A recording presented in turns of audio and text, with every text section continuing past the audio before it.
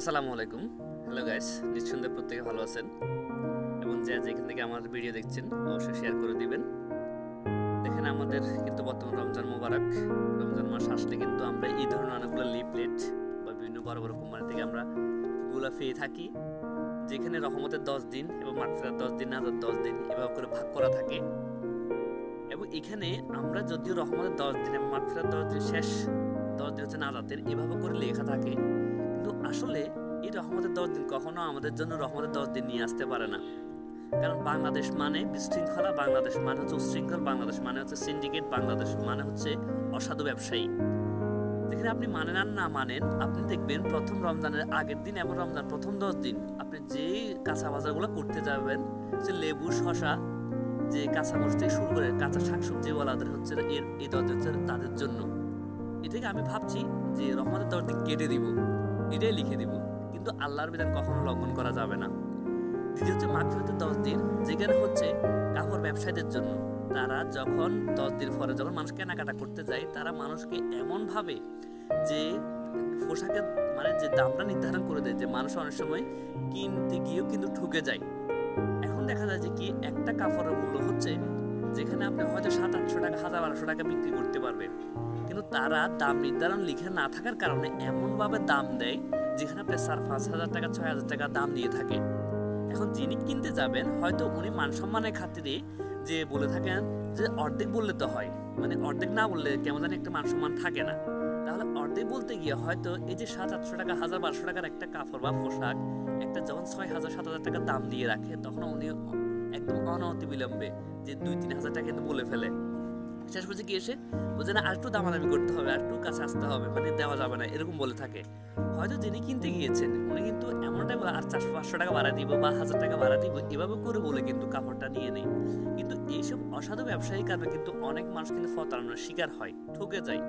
এবং শেষ 10 দিন হচ্ছে যেখানে আল্লাহ তাআলা নির্ধারিত সময় হচ্ছে নাজাতের 10 দিন। কিন্তু এই নাজাতের 10 দিন এমনভাবে করা হয়েছে যেখানে আমাদের বাংলাদেশের মধ্যে যে শেষ 10 দিন হচ্ছে কি পরিবহন ব্যবসায়ীদের জন্য।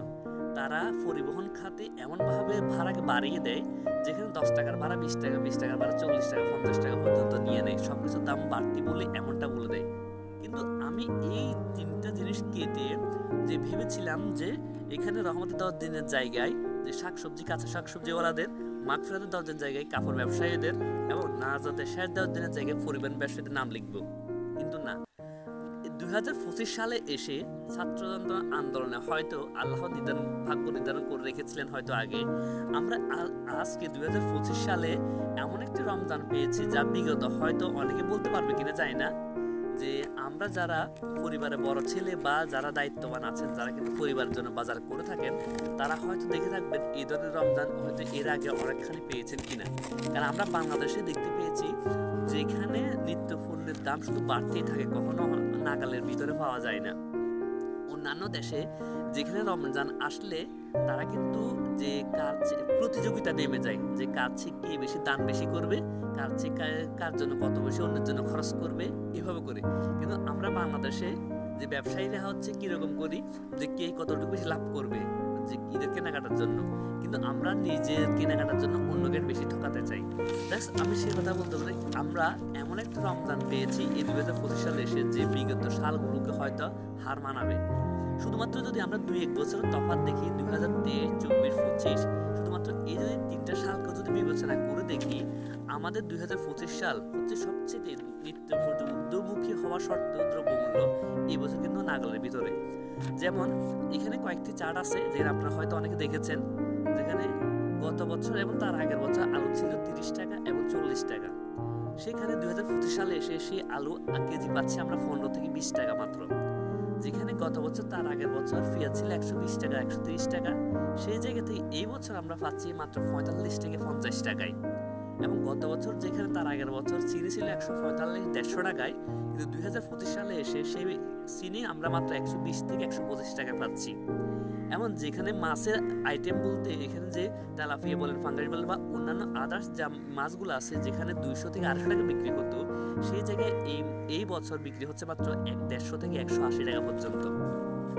যেখানে গত বছর এবং তার আগের বছর যে মুরগি ছিল, যে ব্রয়লার মুরগি 210 থেকে 220 টাকা, 2025 সালে এসে এই রমজানে আমরা পাচ্ছি মাত্র 170 থেকে 180 টাকায়।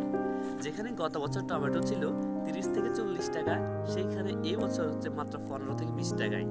যেখানে মরিচ ছিল গত বছর এবং তার আগের বছর 1200 টাকা, সেই জায়গায় এই বছর কাঁচামরিচ হচ্ছে মাত্র ভাই 30 থেকে 40 টাকায়। যেখানে গত বছর ছোলা বা অনেক ক্ষেত্রে অনেকের এলাকা ভেদে যে সোনা বা ছোলা বলে, যেখানে 115 টাকা ছিল সেখানে বর্তমান হচ্ছে 110 টাকা, যেটা খুচরা বিক্রি হচ্ছে। এবং যেখানে গত বছর 2023 এবং 2024 সালে বেগুন ছিল 120 টাকায়, কিন্তু সেখানে এই বছর 2025 সালে এসে হচ্ছে সে 30 থেকে মাত্র 40 টাকায়, যা যেখানে প্রত্যেকটা জিনিস মানুষের হাতের নাগালে রয়েছে। এবং যেখানে গত বছর যে শসা ছিল আমরা যে সালাদ হিসেবে রমজানে খেয়ে থাকি সেটা 80 থেকে 90 টাকায়, 70, 80, 90 এমনটাই ছিল, কিন্তু এই বছর হচ্ছে মাত্র 30 থেকে 40 টাকায়। যেখানে সয়াবিন ছিল গত বছর 200-র উপরে, সেখানে এখনো সয়াবিন তেল যদিও আমরা কিন্তু যে 200 থেকে 210 টাকায় খুচরায় পাই, এবং যেখানে পাইকারি দাম কিন্তু একটু কমে পাওয়া যায়। এবং যেখানে সুপার তেল রয়েছে 168 টাকায় এবং পাম অয়েল রয়েছে 160 থেকে 165 টাকায়। এখন দেখা যায় যে যদিও রমজানের প্রত্যেকটি জিনিসের দাম কিন্তু অনেক বেশি থাকার কথা বা অনেক বেশি সিন্ডিকেট থেকে থাকে, শুধুমাত্র আমরা 2025 এসে এমন একটা রমজান পেয়েছি, বরকতময় রমজান পেয়েছি যে প্রত্যেকটা জিনিস আমাদের হাতের বা কেনাকাটার মধ্যে। এবং 2025 এসে আমরা এমন একটা রমজান পেয়েছি যেখানে আমরা কখনো সেহরি, ইফতারি বা তাহাজ্জুদের নামাজ পড়তে গিয়ে কখনো বিদ্যুৎ বিভ্রাটের সম্মুখীন হয় নাই, কখনো বৈদ্যুতিক কোনো ধরনের গোলযোগের সম্মুখীন হয় নাই। আমরা এই রমজানের জন্য কিন্তু শুকরিয়া আদায় করতে পারি। তাই আমি বলবো, যেহেতু পণ্যদ্রব্যের দাম বাড়ার কারণে যে আমরা কিনতে গিয়ে যদি আমরা প্রত্যেকটা পোশাক দাম বাড়াতে পারি, তাহলে এবছর আমরা সেই পোশাকগুলো দাম কমাতে পারি। যদি অন্যান্য জিনিসের দাম বাড়ার কারণে বলেছি কি যে আমরা অনেক সময় বলে থাকি যে ভাই সবকিছু দাম বেশি, তাহলে সেই জায়গা থেকে আমরা কিন্তু ভাড়া কিন্তু কমিয়ে রাখতে পারি। যে ঈদ উপলক্ষ যে যাতে 10 টাকার ভাড়া 20 টাকা না হয়, বা 20 টাকার ভাড়া 40-50 টাকা না হয়, এভাবে রাখতে পারি। আসলে একটা কথা হচ্ছে কি ভাই, আমাদের বাংলাদেশের মধ্যে যে সমস্যা হচ্ছে সিন্ডিকের সমস্যা। আমরা বেশিরভাগ মানুষ হচ্ছে অসাধু, বেশিরভাগ ব্যবসায়ী হচ্ছে অসাধু, যারা শরিয়া ভিত্তিক বা ইসলাম শরীয়তে কোনো ধরনের ব্যবসা করতে চায় না। আপনি 2-1 জন ভালো হলে কিন্তু বাংলাদেশের মধ্যে কিন্তু এগুলো হয় না। বেশিরভাগ ক্ষেত্রে যদি 50-এর ঊর্ধ্বে বা অর্ধেকের চেয়ে বেশি মানুষ যদি সৎ হয়, তাহলে এই ব্যবসাটুকু বা সিন্ডিকেটটুকু নির্ধারণ করা বা নিয়ন্ত্রণ রাখা সম্ভব।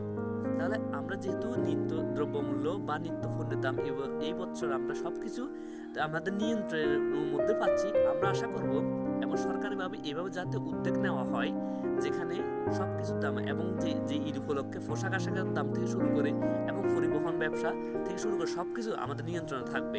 তাহলে আমাদের বাংলাদেশ যে সোনার বাংলাদেশ টার্গেট ছিল, হয়তো আমরা আমাদের ছাত্র জনতার সেই আন্দোলনে আজকে কিন্তু আমরা সেই বাংলাদেশ পেয়েছি বলে গর্ববোধ করতে পারি। তো আমার এই ভিডিওটা যদি আপনার ভালো লাগে অবশ্যই শেয়ার করে যাবেন, এবং যদি আপনার ভালো লাগে অবশ্যই ফলো দিয়ে যাবেন। আসসালামু আলাইকুম।